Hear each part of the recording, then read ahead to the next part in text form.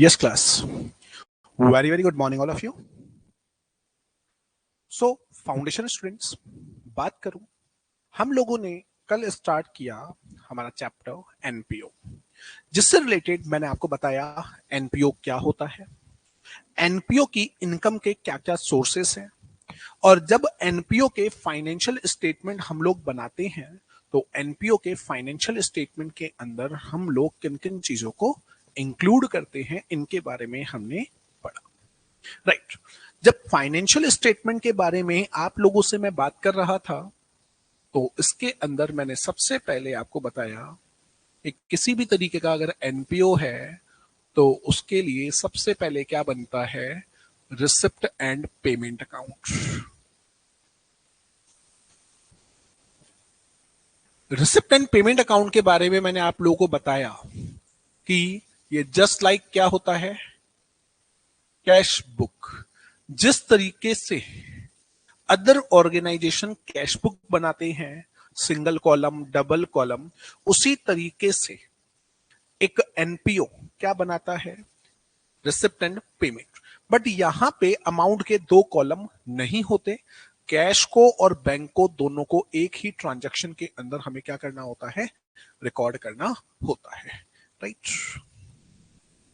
फिर हम लोगों ने बात की इसके अंदर सारे के सारे ट्रांजैक्शंस को किया जाता है रिकॉर्ड।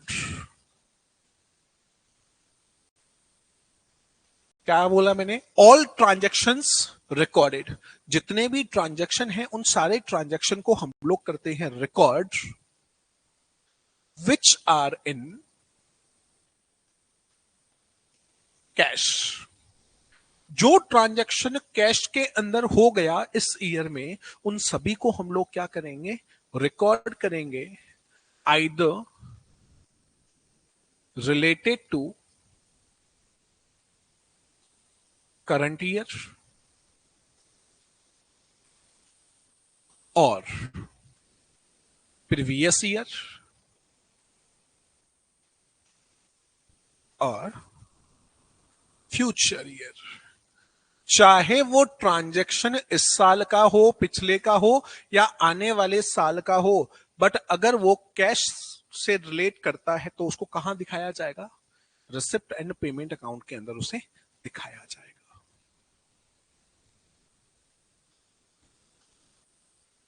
ओनली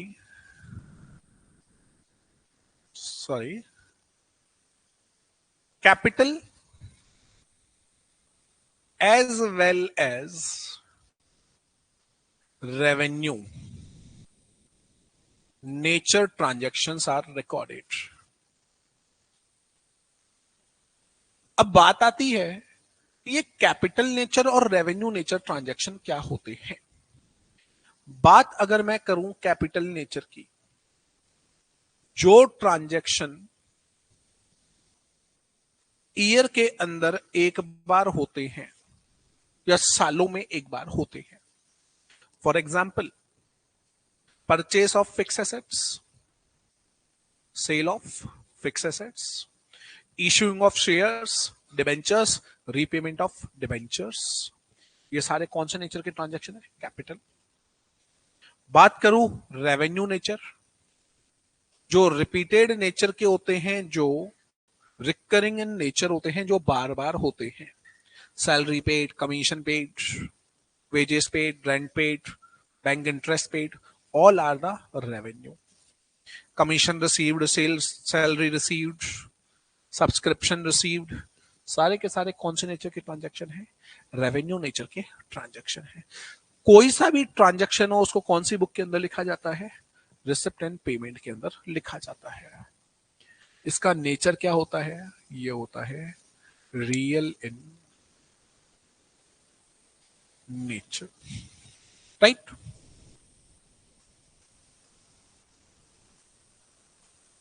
अब रिसिप्ट एंड पेमेंट अकाउंट बनता कैसे है,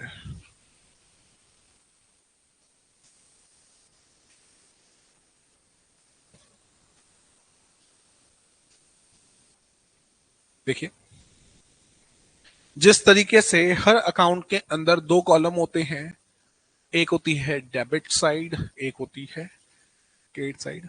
वैसे ही रिसिप्ट एंड पेमेंट अकाउंट के अंदर भी दो साइड होती है।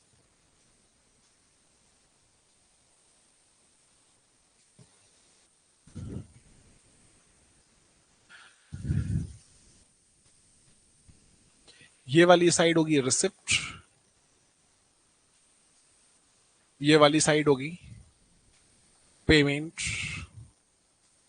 जब ट्रांजैक्शन की बात आएगी तो सबसे पहला ट्रांजैक्शन लिखा जाता है टू बैलेंस ब्रॉट डाउन। कौन सा बैलेंस हो सकता है? या तो कैश का होगा, बैंक का होगा, या दोनों को इंक्लूड करके होगा। जितना भी पैसा आएगा, चाहे वो कैपिटल रिसिट हो, चाहे वो रेवेन्यू रिसिट हो, वो आएगी डेबिट साइड में। जितना भी हम लोगों ने पेमेंट कर दिया बाय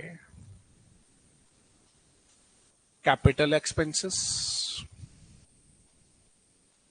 बाय रेवेन्यू एक्सपेंसेस, वो आएंगे क्रेडिट साइड में। लास्ट में आएगा बाय बैलेंस कैरेट डाउन। या तो वो कैश का होगा या वो बैंक का होगा। ये होता है परफॉर्मा किस चीज का? रिसिप्ट एंड पेमेंट अकाउंट का।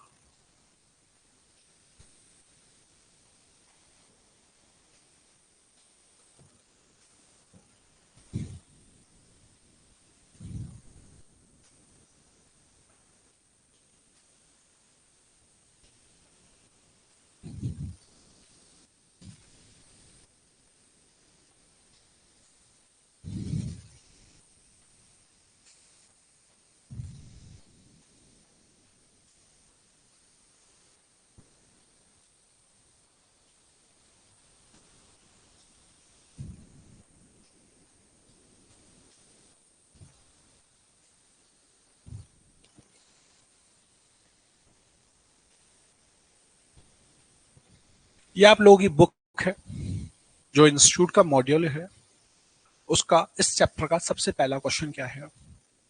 From the following particulars prepare receipt and payment account.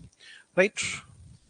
आपको दे रखा है cash in hand, cash at bank, subscription, donation, furniture, XYZ। आपको सारे के सारे बैलेंसेस दे रखे हैं। आपको कौन सा अकाउंट बनाने के लिए बोला गया है? Receipt and payment account. चलिए करते हैं बात क्वेश्चन के बारे में। जब मुझे रिसिप्ट एंड पेमेंट अकाउंट बनाना होता है तो जैसे हर नॉर्मल लेजर अकाउंट बनता है वैसा ही मुझे फॉर्मेट बनाना होता है। Date, particular, LF, amount, right. लेकिन जब हम लोग रिसिप्ट एंड पेमेंट के बारे में बात करेंगे तो यहां पे सिंपल सा पर्टिकुलर, अमाउंट, और पर्टिकुलर की जगह पे अभी अभी मैंने आपको बताया क्या लिखेंगे? डेबिट साइड में लिखेंगे रिसिप्ट, क्रेडिट साइड में क्या लिखेंगे? पेमेंट। ये आपकी डेबिट साइड, ये आपकी credit side. Yes, receipt and payment account. बेटा जो ये क्वेश्चन मैं आपको करवा रहा हूं अभी, तो मैं आप लोगों को करवा रहा हूं हमारे CMA इंस्टीट्यूट का जो मॉड्यूल है उसका। आपको पता है कि हम लोग इसके साथ साथ जो ज्ञान सागर की बुक है उसमें से भी सारे क्वेश्चन कंप्लीट करते आए हैं, तो वो भी हमें परफेक्ट करनी है साथ में। राइट। डेबिट साइड में हम लोग लेते हैं रिसिप्ट को, अमाउंट। क्रेडिट साइड में हम लोग लेते हैं पेमेंट एंड अमाउंट। क्वेश्चन में गया, क्वेश्चन में सबसे पहले दे रखा है cash in hand and cash at bank. तो जैसा मैंने आपको अभी अभी बताया, सबसे पहले क्या लिखेंगे? To balance brought down. Cash का बैलेंस भी दे रखा है और साथ में किसका दे रखा है, बैंक का। कैश का दे रखा है 2000, बैंक का दे रखा है 6000। Cash in hand 2000, cash at bank 6000।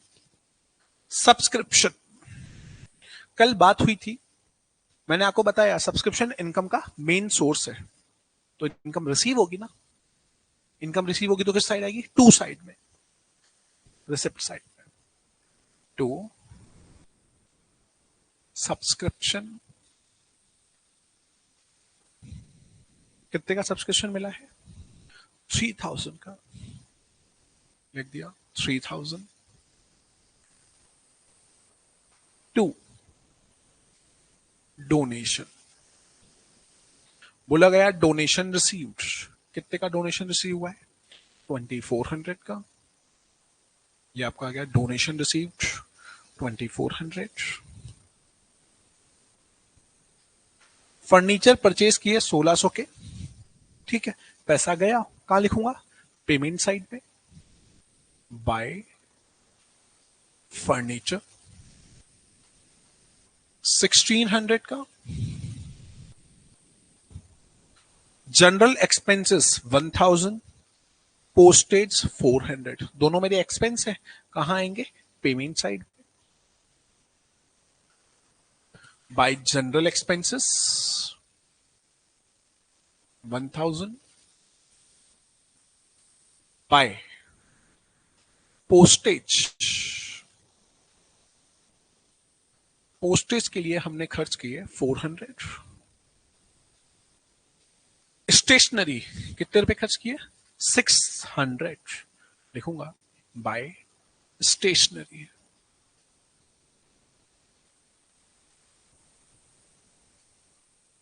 $600। Local rent received, local rent कितना रिसीव हुआ है, 1800 का मुझे लोकल रेंट मिला है, लिखूंगा। लोकल रेंट कहां आएगा, डेबिट साइड में, टू लोकल रेंट।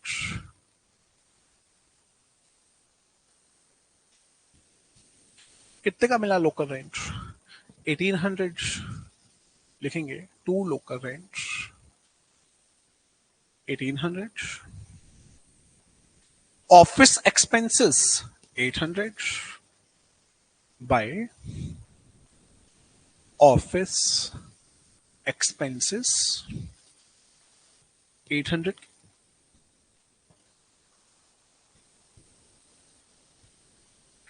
क्वेश्चन के अंदर आप देखेंगे, अब बोल रखा है closing balance of cash, cash का क्लोजिंग बैलेंस किस साइड दिखाऊंगा, बाय साइड में। लेकिन क्या बैंक का बैलेंस दे रखा है, नहीं, तो हमारा आंसर बैलेंस इन फिगर क्या कहलाएगा, बैंक का क्लोजिंग बैलेंस, लिखूंगा बाय बैलेंस कैरिड डाउन।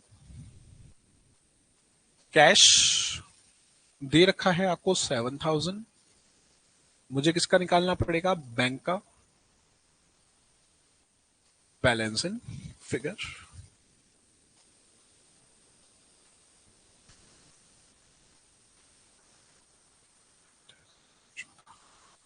यहां का टोटल आया 15,200, यहां पे भी लिखूंगा 15,200,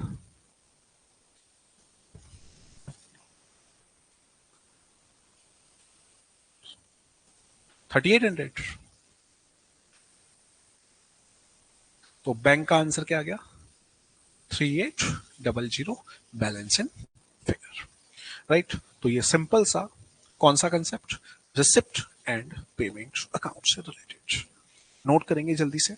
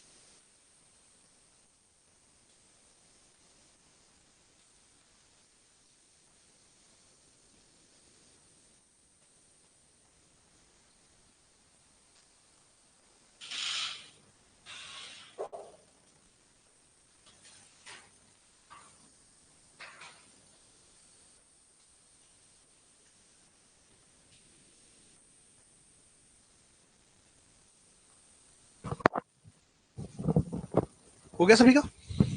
चलो मैं नेक्स्ट टॉपिक की तरफ। तो ये एक सिंपल सा मैंने आप लोगों को एक अकाउंट बताया, कौन सा? रिसिप्ट एंड पेमेंट अकाउंट के बारे में, राइट। इसके बाद हम लोग आज बात करेंगे इसके दूसरे और मोस्ट इंपॉर्टेंट अकाउंट के बारे में, जिसका नाम है income and expenditure account.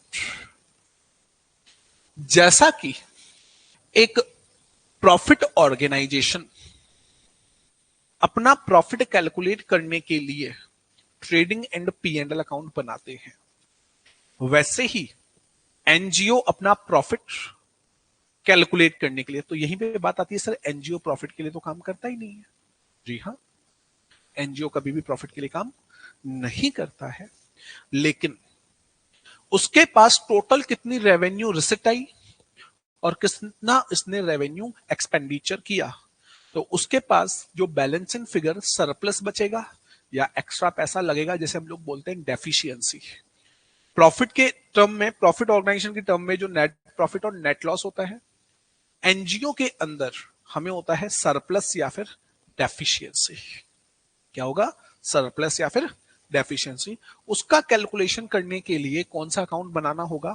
Income and expenditure account.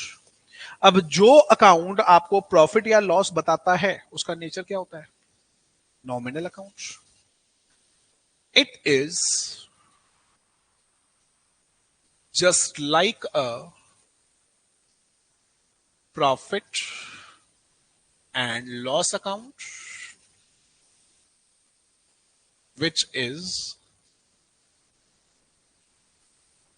nominal in nature। ये किसके जैसा होता है? ये होता है पी एंड एल अकाउंट के जैसा, और पी एंड एल अकाउंट का भी नेचर नॉमिनल, तो इस अकाउंट का भी नेचर क्या होगा? नॉमिनल। अब जिस तरीके से पी एंड एल अकाउंट के अंदर डेबिट साइड में सारे एक्सपेंसेस आते हैं, क्रेडिट साइड में क्या आती है? सारी की सारी इनकम, वैसे ही इस अकाउंट के अंदर क्या आएंगे?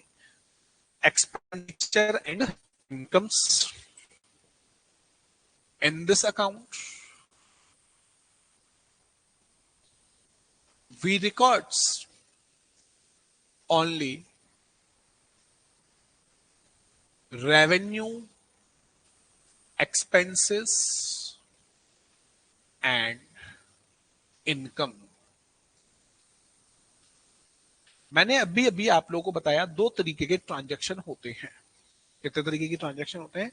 दो तरीके के ट्रांजैक्शन, कैपिटल नेचर और एक रेवेन्यू नेचर। तो यहां पे हम लोग केवल कौन से ट्रांजैक्शन को रिकॉर्ड करते हैं? रेवेन्यू नेचर के ट्रांजैक्शन को ही रिकॉर्ड करते हैं, right. Only current year transaction are recorded।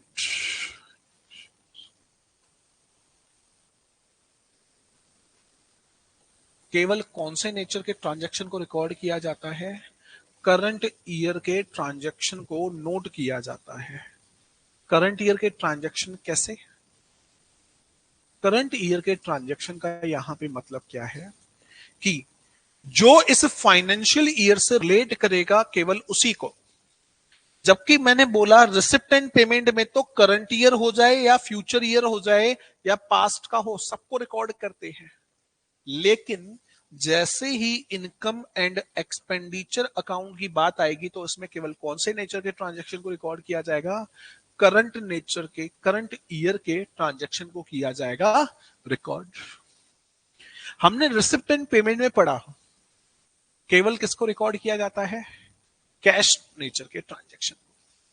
But जब हम लोग पी एंड एल अकाउंट बनाते हैं, उसके अंदर हम एडजस्टमेंट करते हैं related to the outstanding, accrued income, prepaid को लेस करते हैं, आउटस्टैंडिंग को ऐड करते हैं, अनअर्न्ड इनकम को लेस करते हैं, अक्रूड इनकम को क्या करते हैं? ऐड। एडजस्टमेंट करते हैं। क्यों करते हैं? ताकि हम लोग किस ईयर के ट्रांजैक्शन को निकाल सके? करंट ईयर के ट्रांजैक्शन को निकाल सके। इसलिए इसके अंदर भी सेम करंट ईयर के ट्रांजैक्शन को रिकॉर्ड करेंगे साथ में। Cash as well as credit items are also recorded। Cash को भी रिकॉर्ड करेंगे, साथ साथ में जो आइटम क्रेडिट में है और रेवेन्यू नेचर के आइटम है उन सभी को क्या किया जाता है, रिकॉर्ड किया जाता है। अब ये अकाउंट कैसे बनता है, वही जैसे P&L अकाउंट बनता है दो साइड, डेबिट एंड क्रेडिट, वैसे ही ये भी अकाउंट बनेगा। ये हमारी डेबिट साइड, ये हमारी क्रेडिट साइड। वहां पे आप लोग लिखते थे पर्टिकुलर अमाउंट, बट जब इनकम एंड एक्सपेंडिचर की बात कही गए तो डेबिट साइड में लिखने पड़ेंगे सारे के सारे एक्सपेंडिचर अमाउंट, और क्रेडिट में क्या लिखेंगे, सारी की सारी इनकम एंड अमाउंट। बेटा जितनी भी थ्योरी में आपको लिखवा रहा हूं, जब आप एमसीक्यू करने बैठेंगे इस चैप्टर के, जितनी भी टॉपिक छोटे छोटे बोल रहे हैं कि कैश नेचर के रिकॉर्ड करते हैं, करंट ईयर के, पास्ट के, फ्यूचर के, इनकम एंड एक्सपेंडिचर में केवल करंट ईयर के, अकाउंट्स के नेचर, ये सारे आप लोगों को same to same sequence wise question मिलने वाले हैं। हर एक टॉपिक बहुत इंपॉर्टेंट है, राइट। अब एक्सपेंडिचर साइड में करंट ईयर के सारे एक्सपेंसेस, तो suppose that to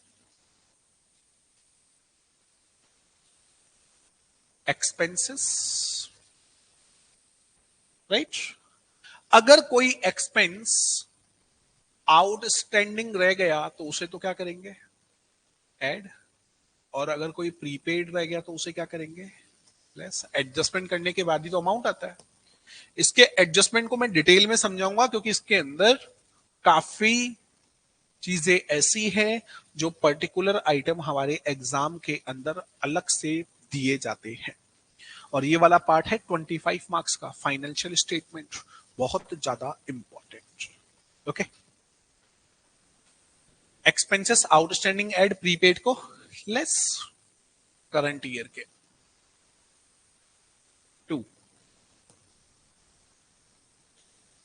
loss on sale of assets to newspapers. हर महीने हमने न्यूज़पेपर खर्च किए, खरीदे। टू,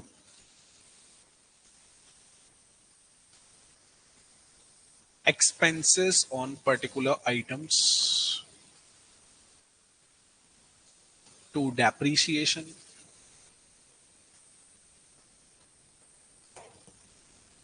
इनकम कहां आएगी, बाय साइड में। सबसे पहले आएगा बाय सब्सक्रिप्शन। सबसे बड़ा इनकम का सोर्स क्या है, और ये हर साल मिलता है तो रेवेन्यू नेचर का हो गया, इसलिए सब्सक्रिप्शन। उसमें केवल कैश वाला आएगा, इसमें एडजस्टेड वाला आएगा। उसके अंदर सारे एक्सपेंसेस आ रहे थे, इसमें भी सारे आएंगे, लेकिन यहां एडजस्टेड आएंगे। इसमें केवल करंट ईयर वाले आएंगे और उसके अंदर पास, करंट, फ्यूचर सारे के सारे कॉपी पेस्ट। सब्सक्रिप्शन हर महीने का मैंने लिखवाया, बताया था, लिखवाया नहीं अभी तक, चलेंगे अपन। सब्सक्रिप्शन बोला था ईयरली भी होता है, मंथली भी होता है, क्वार्टरली भी होता है। ईयरली मतलब हर साल मिलेगा, रेवेन्यू नेचर का, that's why subscription. By donation. अब मन में आएगा सर डोनेशन तो एक बार मिलता है, बार बार भी मिलता है। एक स्पेसिफिक होता है और एक जनरल पर्पस होता है, तो जनरल पर्पस वाला डोनेशन यहां आता है, राइट। By other incomes. अब दोनों साइड का अपन क्या करेंगे, टोटल। अब मेरी लाइन सुनना, if the income is higher then we get surplus, balance in figure. If the expenditure is higher then we get deficiency. ये क्वेश्चन भी आता है, क्या आता है कि if the income is higher then income and expenditure account tell us surplus.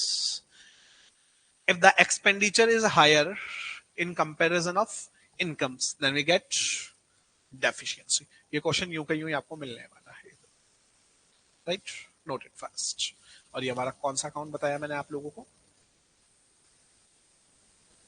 Income and expenditure account.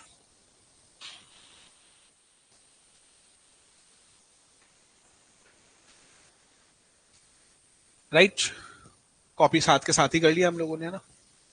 पहले चीजों को समझा करो। ओके, चलिए क्वेश्चन देखते हैं, इनकम एंड एक्सपेंडिचर का है या नहीं है, वरना फिर हम लोग इसके पर्टिकुलर कुछ आइटम से डील करने वाले हैं। यही income and expenditure account features मैंने लिखवा दिया आप लोगों को साथ के साथ ही, फॉर्मेट बता दिया, all revenue income, surplus, deficit. अब आप लोगों को ये क्वेश्चन दिया हुआ है इंस्टीट्यूट का क्वेश्चन नंबर 2, बोला गया है कौन सा अकाउंट बनाओ? Income and expenditure. सिंपल सा है, ये एक क्वेश्चन करते हैं, बाद में फिर हर आइटम से हम लोग क्या करने वाले हैं? डील करने वाले हैं। देखिए कह रहा है, from the following particular prepare income and expenditure account. क्या बोल रहा है? फीस कलेक्टेड, कितने की कलेक्ट हुई है? 28 की, लेकिन 3000 किसके लिए है? लास्ट ईयर की है। तो करंट ईयर की कितनी हुई? 28 में से 3 को लेस करूंगा तो करंट ईयर की कितनी हो गई? 25,000। ठीक है,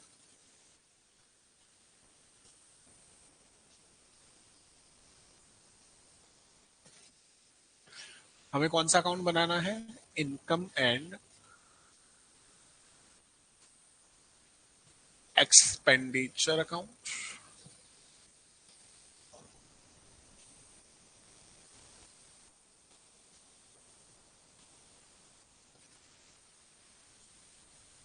पर्टिकुलर अमाउंट जी नहीं, expenditure amount, income amount. Expenditure amount, income amount. सबसे पहले हमें दे रखा है क्या?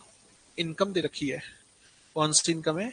बाय फीस कलेक्टेड 28, 3000 पिछले साल की है तो लिखूंगा by fees 28,000 less related to previous year. 3000 को लेस किया तो बाहर कितनी आ जाएगी टोटल? 25,000। Meeting expenses. क्या मीटिंग एक्सपेंसेस बार बार होते हैं? जी हाँ, जितनी बार मीटिंग होगी उतनी बार एक्सपेंस होंगे। तो लिखूंगा एक्सपेंडिचर साइड में 2 meeting expenses. How much? 2000. Traveling and conveyance। क्या है? Traveling and conveyance. कितना दे रखा है? 800 का। यहां लिखूंगा टू ट्रैवलिंग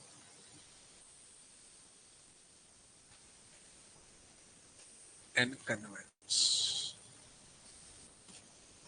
800। राइट, आगे बढ़ते हैं।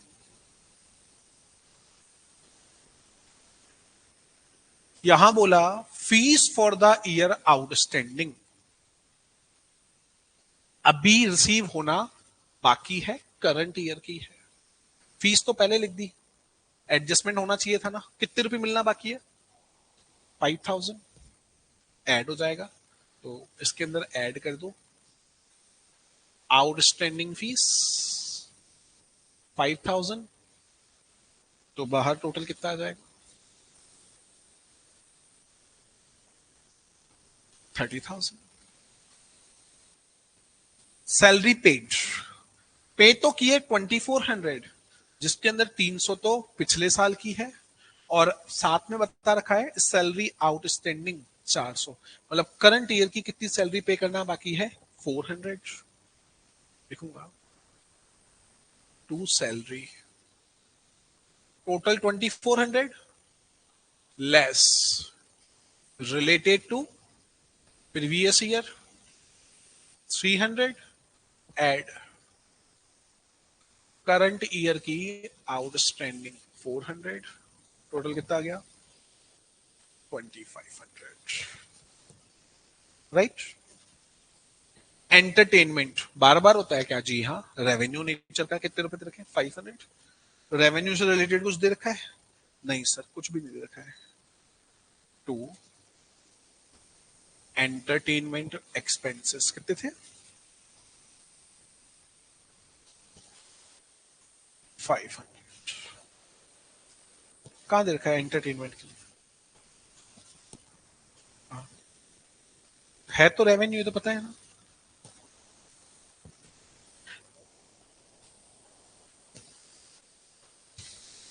इससे रिलेटेड है या नहीं? अच्छा, अब क्या दे रखा है टूर्नामेंट एक्सपेंसेस। आप आगे लिखेंगे तो टूर्नामेंट से रिलेटेड कुछ एडजस्टमेंट आएगा, लेकिन इस क्वेश्चन में कहीं पे भी टूर्नामेंट और नहीं दे रखा है, तो ये भी कहां आएगा एक्सपेंडिचर में। कितने रुपए लगे टूर्नामेंट के अंदर 1,000। To tournament expenses 1,000।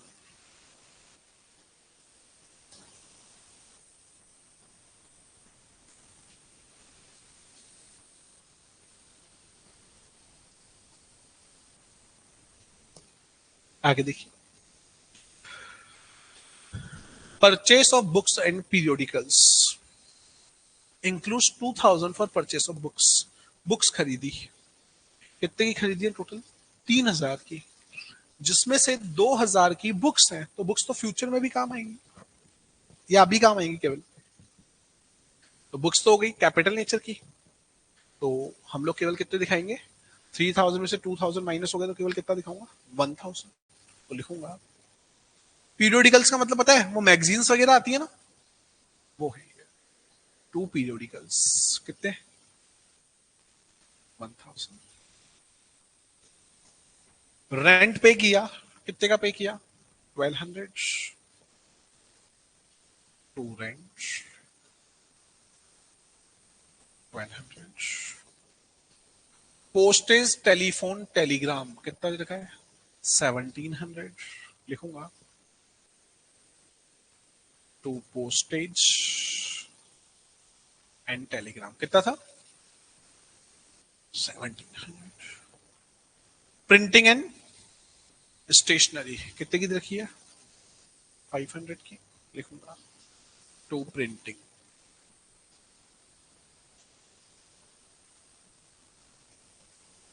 500।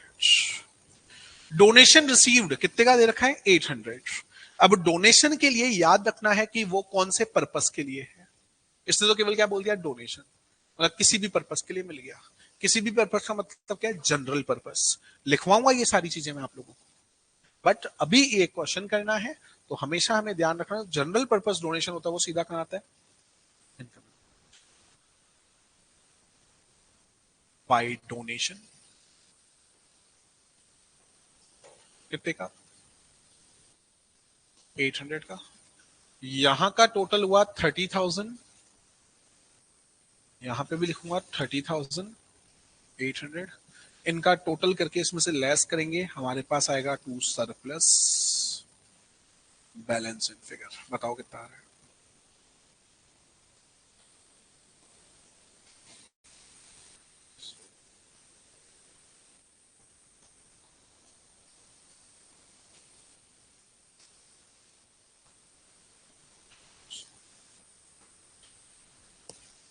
19600।